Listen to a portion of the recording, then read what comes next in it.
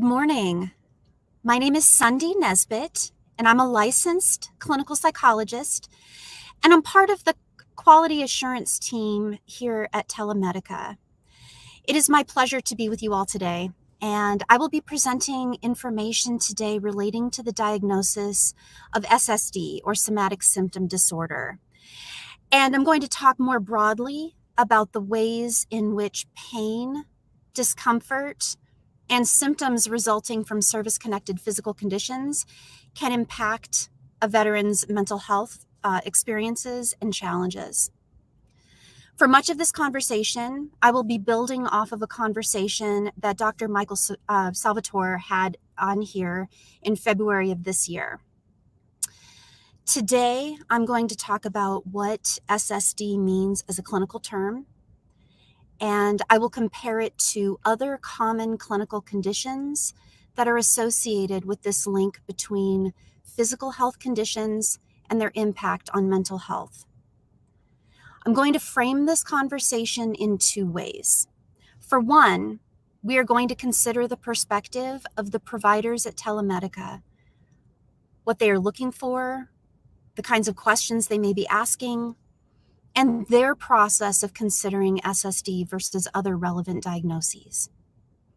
And on the other hand, we are going to explore what this means for you as someone who may be experiencing these symptoms or who knows someone who is living out this experience. Following this conversation, we'll open up this space for questions. There is a chat box in which questions can be submitted, and I'm going to make sure that I focus in on those questions later in our time together so that I can help with clarity and understanding. As Dr. Salvatore mentioned back in February, SSD stands for Somatic Symptom Disorder. People who experience SSD have a medical condition, or they may have a symptom, and they have characteristics of that condition. And those characteristics may be pretty variable. With this diagnosis, that condition may be something that is diagnosed. It may be something like tinnitus, it may be back pain, it may be a knee injury, but more often, it is a non-specific sensation or reaction. So something like pain, like fatigue. Often the presence of these physical symptoms, like pain, like fatigue, to the person it may suggest a medical condition, but it's typically not explained by or caused by a medical condition. So the person may be going to doctors, may be going to providers, and there may not be any medical explanation for why that's occurring for them. The hallmark characteristic of SSD is that the person is having an extreme emotional reaction to the condition or to the symptom. The reaction and the resulting challenges with day-to-day living may go beyond what is expected. The key with SSD is excess. The thoughts are out of proportion to the objective seriousness of the symptoms.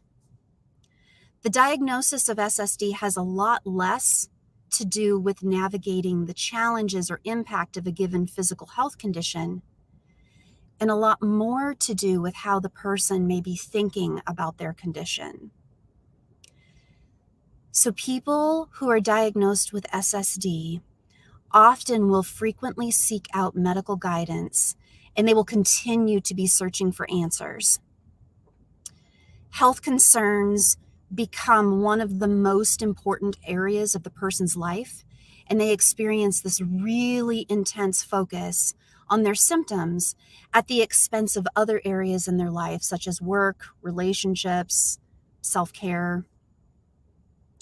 When I, as a licensed provider, when I think about SSD as a potential diagnosis, one of the things that I think is important to mention is that this is a pretty uncommon diagnosis.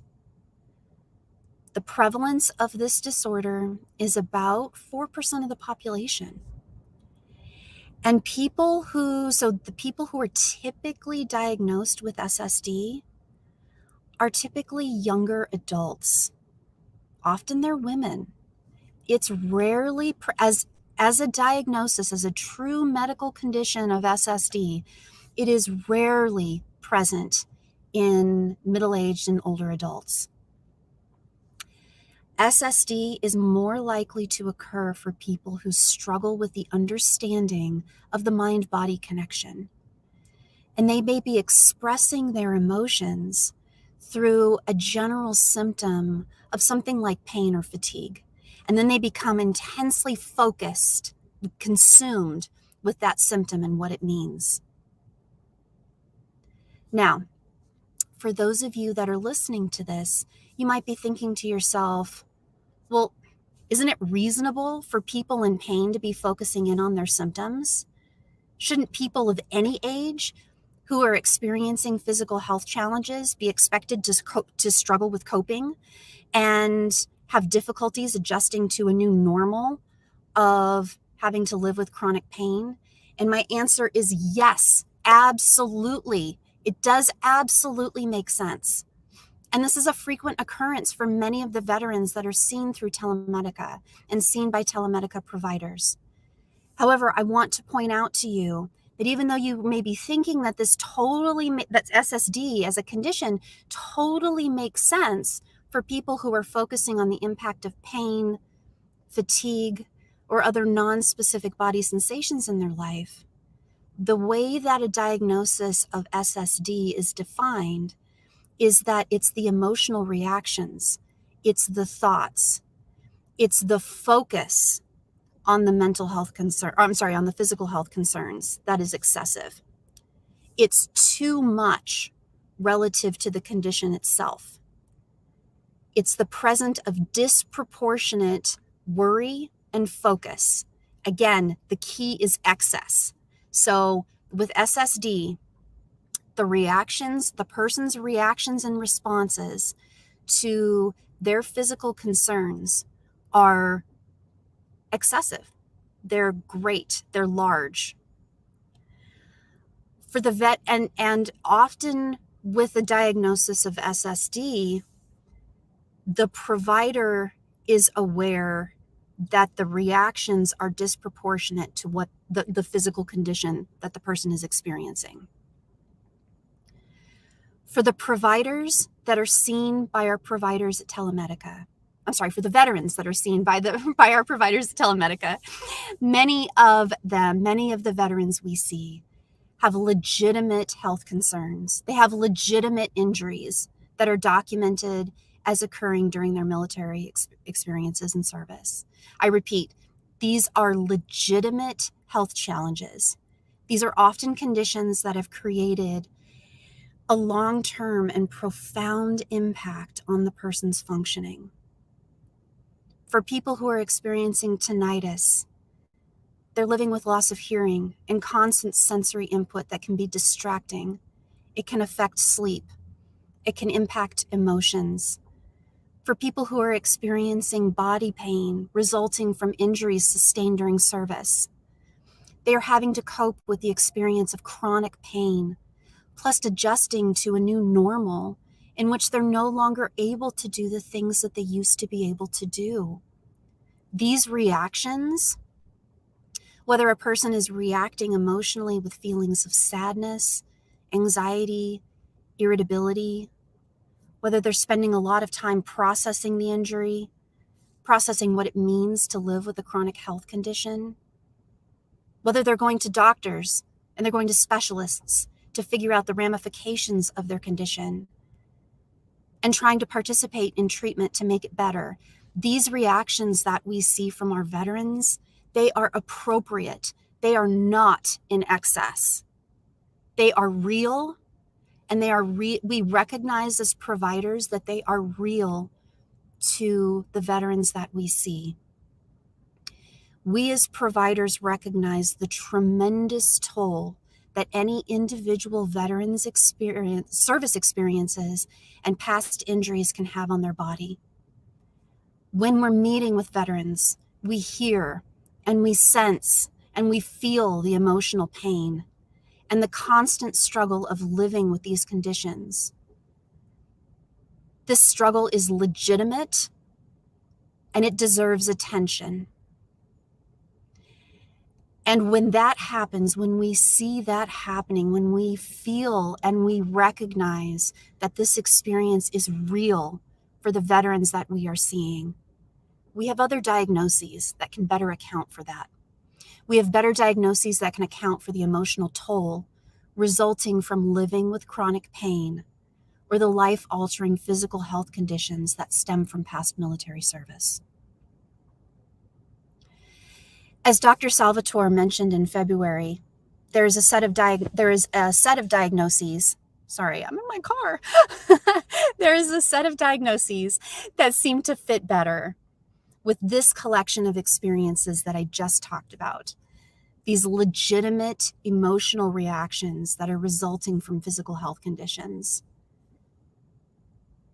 What we want to do as providers is we want to indicate to the VA that a veteran may be experiencing clinical levels of anxiety or depression resulting from a known physical condition.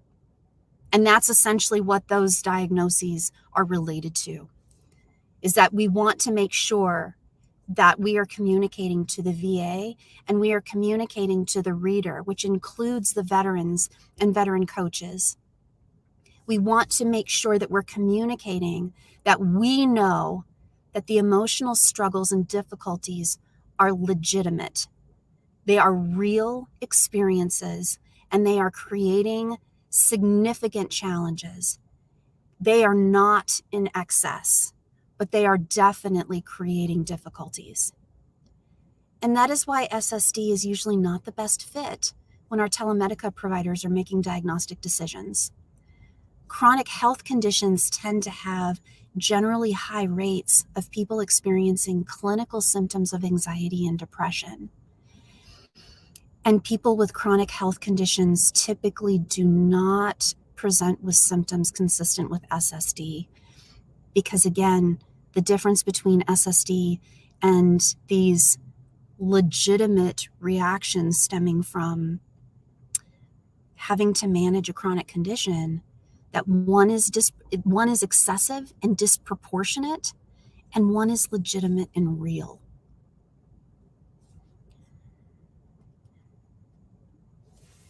And so we know that the experience of depression, we know that the experience of anxiety, we know that just generally feeling overwhelmed very frequently goes along with chronic health conditions, with chronic pain. We know that various things go along with this experience. We know that the experience of physical pain can result in sleeping challenges. People may find it hard to get into a comfortable position for sleep, or they may only be able to sleep for a short period of time before they're awakened by their pain. We know that medical challenges can be mentally exhausting, in part because they're constantly there, and in part because of how much effort it takes to go to appointments and participate in medical evaluations and treatment for these challenges. So the experience of physical difficulties can result in memory challenges. It can result in struggles with paying attention to conversations that you have with people around you, with communicating with loved ones, with communicating with people who you work with. Often, physical health concerns can limit mobility, and it can result for the people that we see, for our veterans, not being able to participate in the activities that they used to be able to do. And the loss of that previous level of functioning can be similar to grief, in that it can be really challenging to lose one's independence, to have to be limited in what can and cannot be done, to have to rely on others more frequently for help. This is a lot of grief and strong emotions relating to this loss of previously being able to do something and now not being able to do it.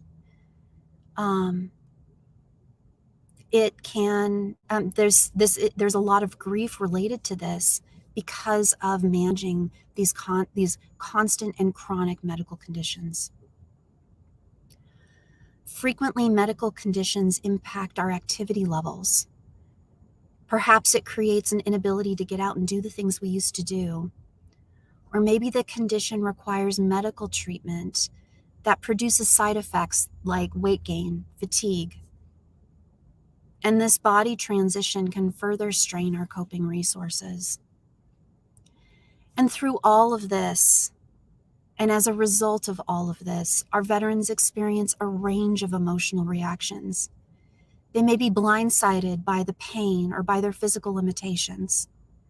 They may be overwhelmed by all that goes into figuring out what's happening to their body and the treatments that may be only moderately effective. They may grieve the loss of functioning. They may feel a sense of frustration for having to rely on others when they used to be able to manage just fine on their own. They may feel embarrassed, or they may feel a sense of shame, knowing that others may be looking at them and seeing how different they are. They may feel helpless, with the sense that anything they try to do to make things better doesn't seem to be working. They may feel a sense of hopelessness and futility, with a strong sense that things may not get better. The thoughts that go into a person's experience here may be very loud, and they may be very intrusive.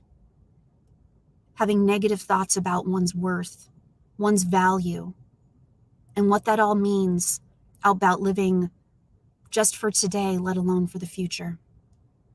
And I repeat, all of that is normal. That is not in excess, even though that is uncomfortable. And it certainly warrants a diagnosis to help improve the situation and make things better. That is real. That is a legitimate experience.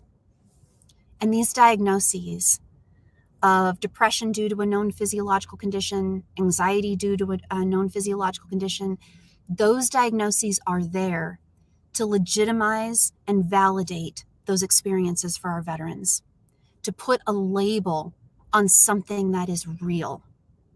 And this matters because the VA can then also recognize the emotional impact of a veteran's physical injuries. And it matters because there may be ways that mental health providers can help to build up coping and resilience, to help veterans find meaning, to find their internal strength. SSD does not provide that validation because it essentially shifts the focus back to the veteran and how they are negatively reacting and responding. Rather than legitimizing struggles, what SSD essentially does is change the subject.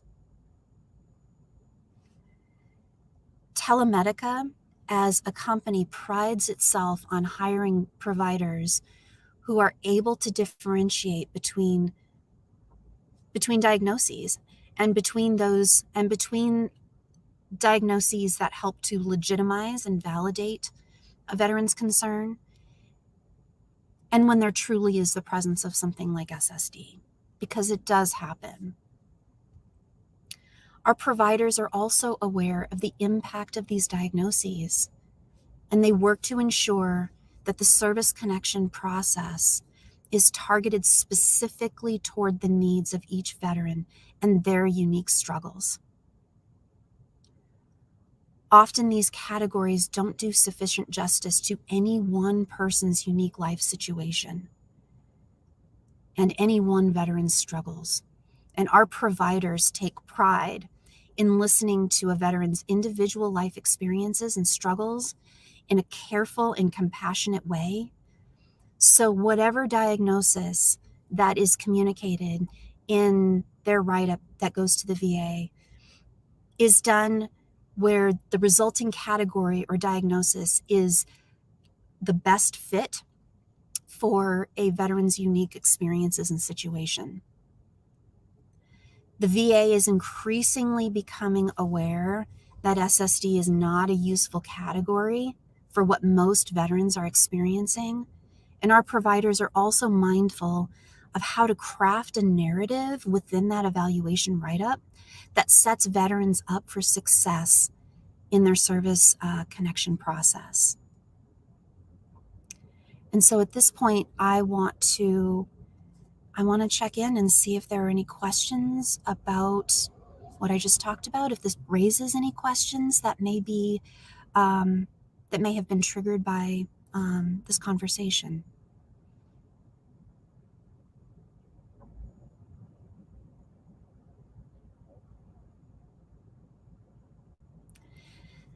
So sometimes it can be confusing to think about the variety of diagnoses, and oftentimes, so there's a question that has come up: what is the difference between PTSD and SSD?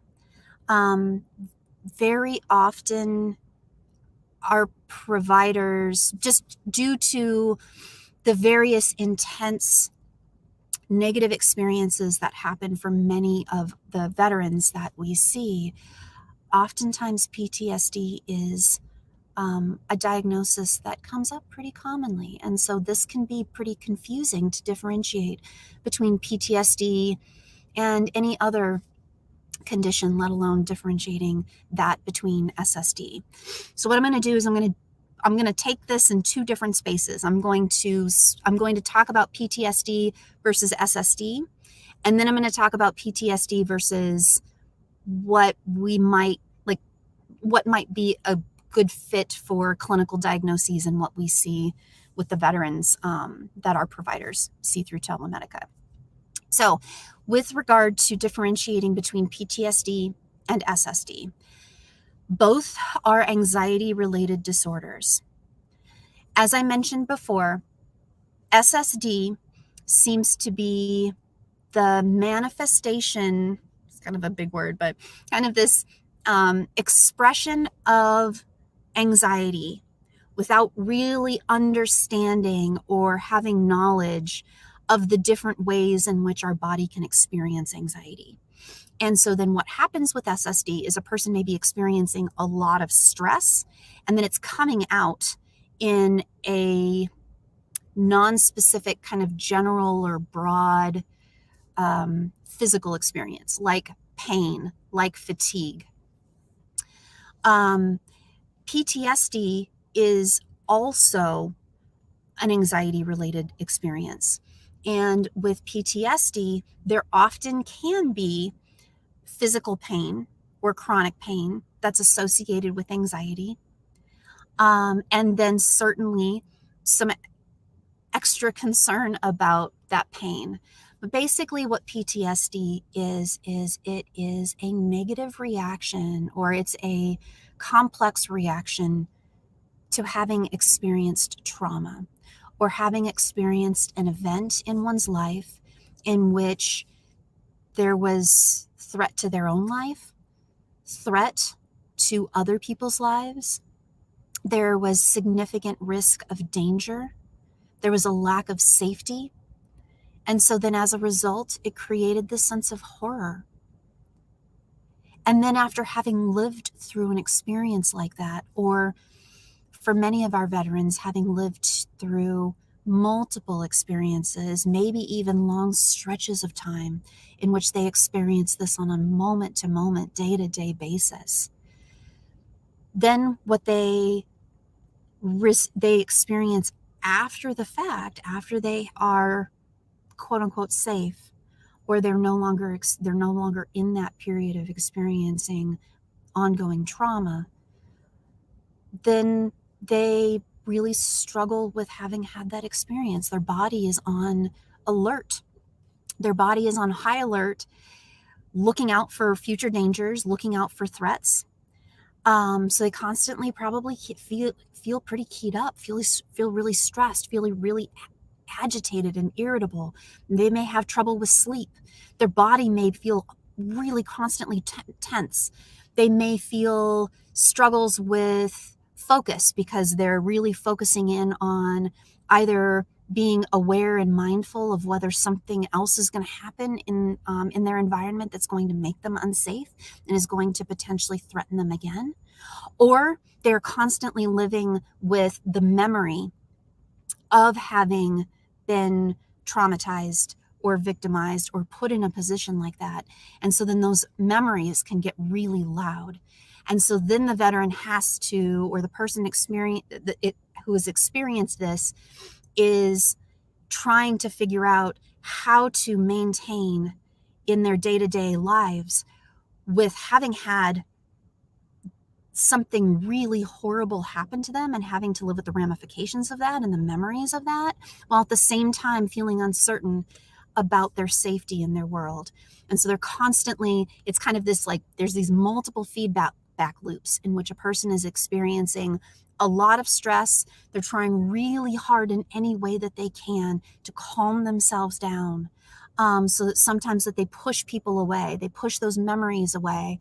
Sometimes they may use alcohol or they may smoke weed in order to just calm down, just to be able to stabilize themselves, to be able to take a break and relax. They oftentimes will have memory difficulties. And then this creates these feedback loops where if a person is trying to push away these thoughts and memories in order to cope and engage with their day-to-day experiences, and they're pushing other people away, then it's creating additional stress in their lives. And so then the reactions that occurred when they had to cope with those traumatic or difficult life events, they come back, and then it creates this feedback loop. That's fundamentally what PTSD is. Now, if we think about this relative to SSD, again, the key with SSD, the key is excess. The reactions that occur as a function of having experienced traumatic events, those are legitimate and those are real. Those are not in excess. They are incredibly uncomfortable, and they create a lot of challenges in our veterans' lives, but they are legitimate and they are real. SSD is in excess. It is disproportionate to what is being experienced. And so from that perspective alone, PTSD is fundamentally different than SSD. But if we are thinking about this more broadly, we're thinking about our veterans maybe really struggling with their with coping with service-connected conditions or physical health conditions that arose due to military experiences, and then they might be surprised by a provider identifying PTSD. We'll certainly know that these reactions, and people don't fit neatly into boxes. And so these reactions and experiences, they may be all going together.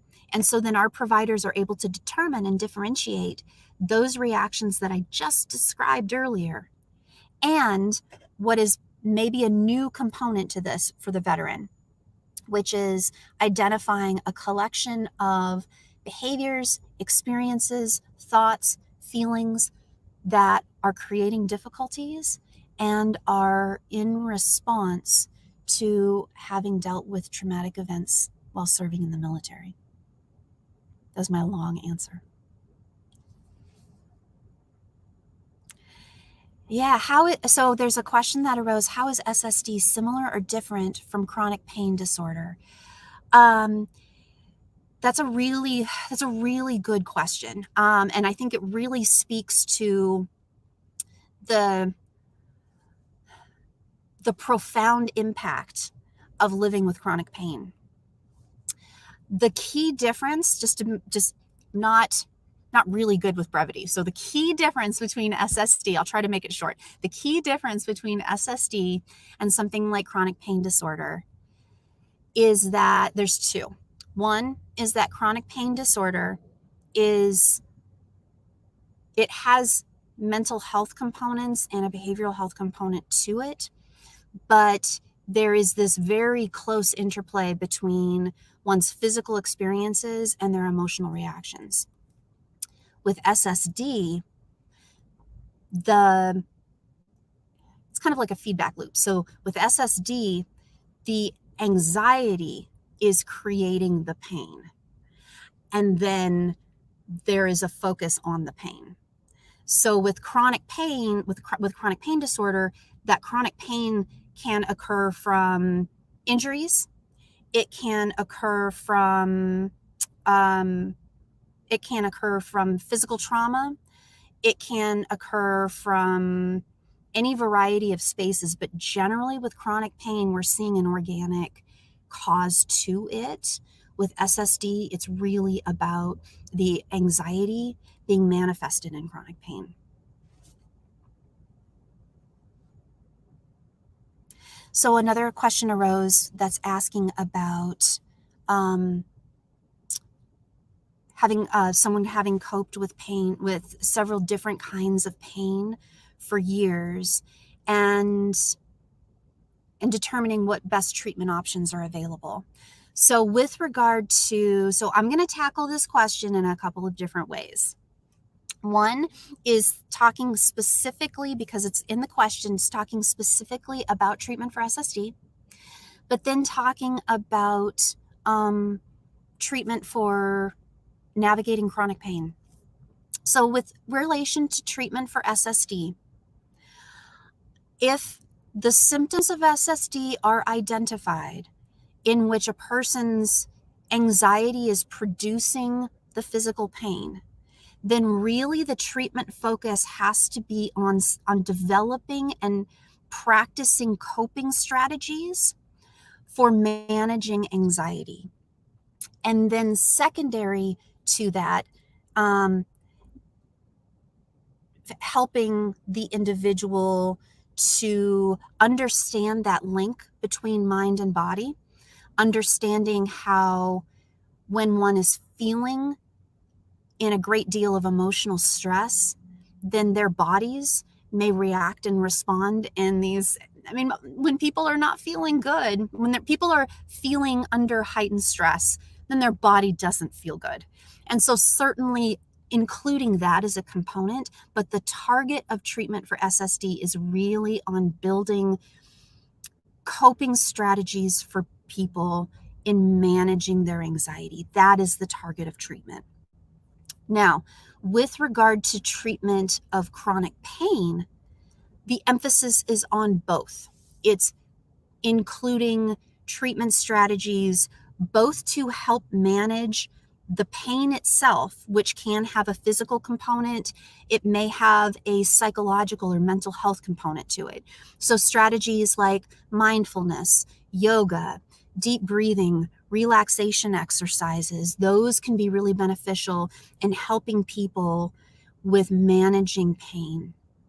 But then also helping individuals with managing their very appropriate reactions to experiencing chronic pain, to the sense of like, how does the veteran identify and live with this new normal? How do we recognize when we're starting to feel overwhelmed, or we're starting to feel like the pain or our reactions to the pain are too much? And how do we figure out a way to recharge that cup?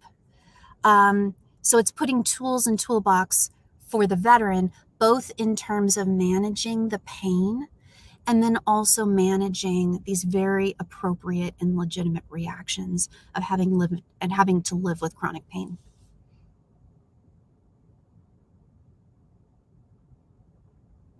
There's a question asking whether or not SSD is considered mental health, and whether or not being service-connected with a mental health condition. Let me read this here for a second.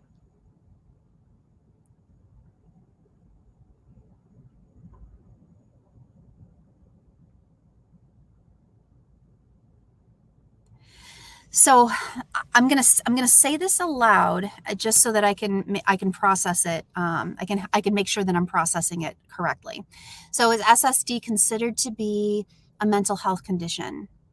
And if so, if a veteran has already been service connected with a mental health condition, then a diagnosis of depression and anxiety relating to the chronic pain could still help prove other conditions like weight gain that leads to sleep apnea or other issues due to side effects.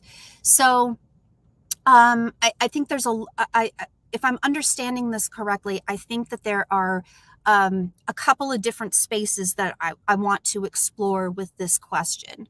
So one is with relation to asking about whether or not SSD is a mental health condition. It absolutely is a mental health condition. It is something that is it's a frequently misunderstood condition. Not even providers like myself often misunderstand or are not clear about what constitutes a low base rate or a low frequency diagnosis like SSD versus some other condition. And the other thing that I'm going to loop back to that because I feel like what I just said was kind of confusing.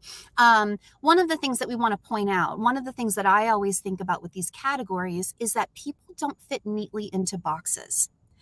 And so when we're thinking about something like SSD versus depression, and or anxiety that's relating to chronic pain or a physical health condition, when we're thinking about something like insomnia or sleep apnea, those are dimensional experiences. Those are complex conditions that have a very close relationship there's a lot going into those that is both biologically or physically related and mental and related to mental health. And so there's this very fine line between what constitutes mental health versus physical health, because it's not as clear as flipping a coin. But yes, SSD is considered to be a mental health condition. But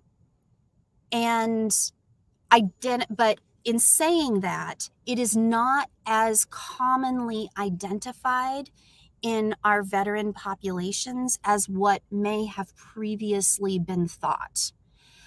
And the reason for that is, again, I think there's kind of this misconception by people in the VA, by other providers, that where they may believe that SSD is a good explanation for this really complex emotional response of having to cope with and live with chronic pain. But it is, according to the manual that we use to describe and identify these diagnoses, SSD is in a very different space. The identifying that there is depression and anxiety related to chronic pain can be really helpful to add into the VA's understanding of a veteran's experiences, so that diagnosis can help with leading to treatment and leading to not only help with the emotional reactions, but also helping with the physical health conditions.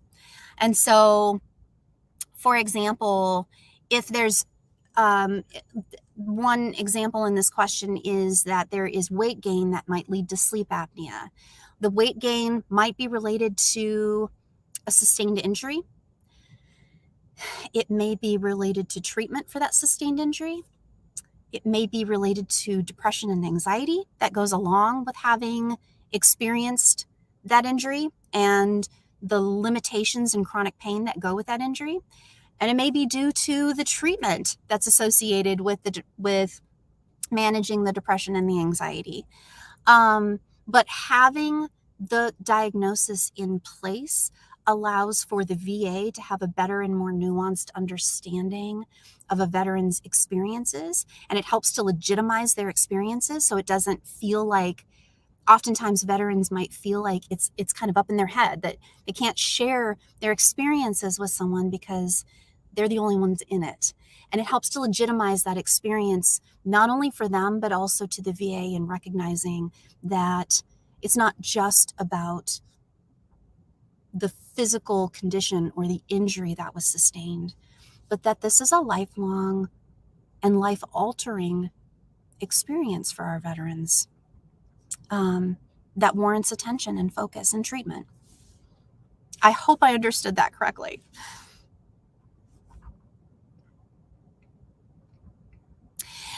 So a question has come up: if chronic pain is not part of SSD, why does the VA rate it under SSD? And I think that's a tremendous question. I think it's an important question, because I know historically the VA has tended to focus in on SSD as an option for service connection.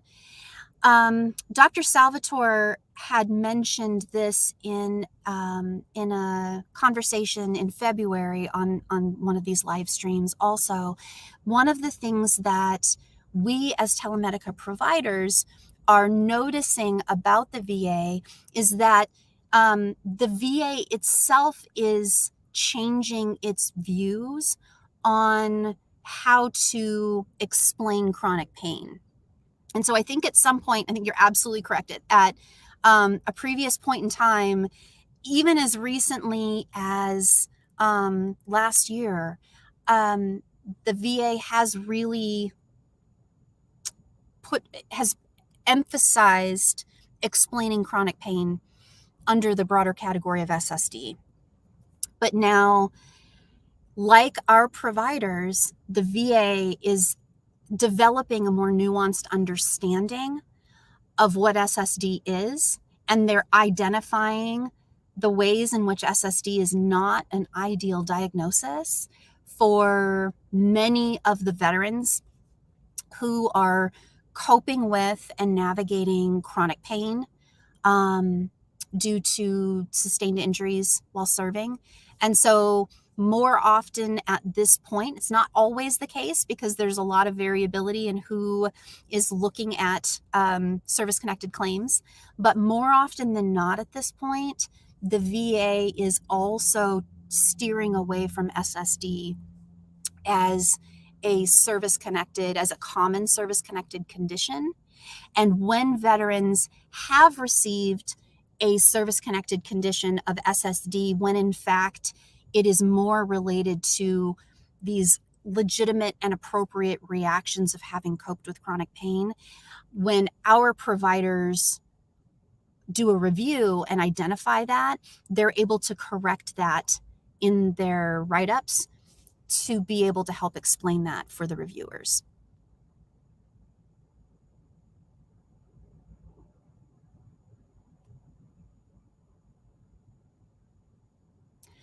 So there is a question that's come up that where a person is service connected with anxiety, and they're taking medication for it.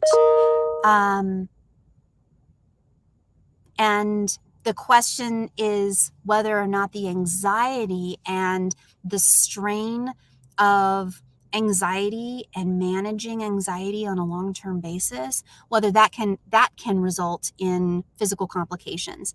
And the short answer is yes, absolutely. This is not flip sides of the coin. If a person is experiencing chronic anxiety, there are a number of ways that can negatively impact the body. Anxiety often results in difficulties with falling asleep and staying asleep. And the lack of sleep, like if sleep is considered to be rejuvenating for our bodies, then the lack of sleep that's associated with anxiety is going to take a toll on our body.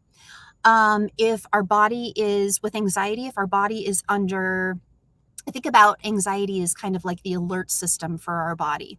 If we're feeling anxiety, then our body usually is going to be on high alert. And that means that we're going to have increased heart rate. We're going to experience physical tension. We are going to often feel a sense of restlessness. We're going to be on high alert. And our body, that sense of being alert is really useful when we are if we have to manage some kind of a threat in our environment. That anxiety response keeps us safe. But if it's going off incorrectly or it's overactive, then that takes a toll on our body. Our bodies are not intended to be on high alert all the time. And so absolutely, if you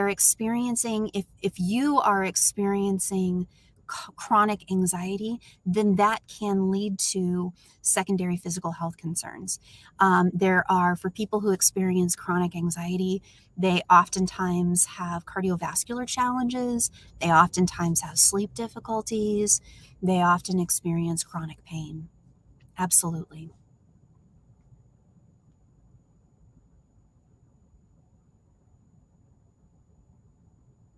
Are there other questions I can help clarify or answer?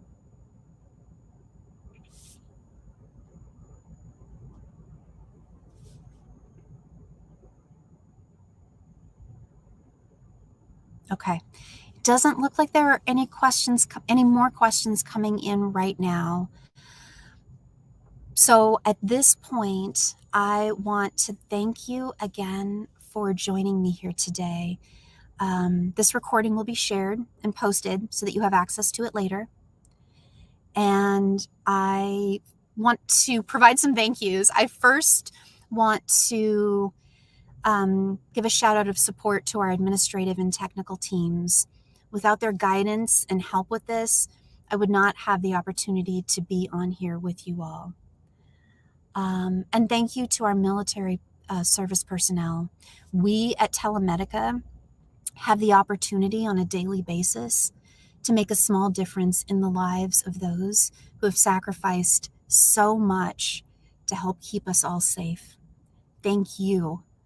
Stay safe, stay healthy, and I hope that you all have a wonderful Thanksgiving.